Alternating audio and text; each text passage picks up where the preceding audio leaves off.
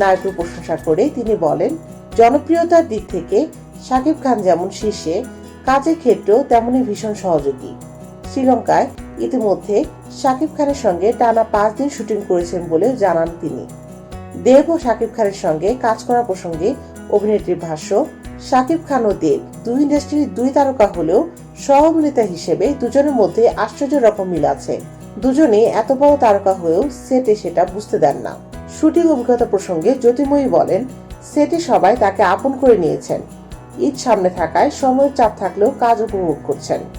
নতুন শিল্পী হওয়া সত্ত্বেও কেউ তাকে আলাদা করে দেখেননি।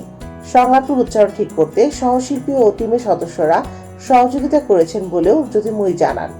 উল্লেখ্য, শুরুতে প্রিন্স ওয়ান্স আপন এ টাইম সিনেমার শুটিং ভারতে হওয়ার কথা থাকলেও ভিসাজনিত জটিলতার কারণে শিডিউল পিছিয়ে যায়। পরে প্রযোজনা প্রতিষ্ঠান ক্রিয়েটিভ ল্যান্ড ফিল্মস শুটিং এর স্থান পরিবর্তন করে শ্রীলঙ্কায় নিয়ে যায়।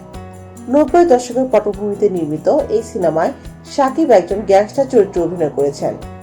ছবিটিতে আরও আছেন তাসনিয়া ফারিন, নাসির উদ্দিন খান, এজাজুল ইসলাম, ইন্তেখাব দিনার সহ এক ঝাঁক পরিচিত মুখ।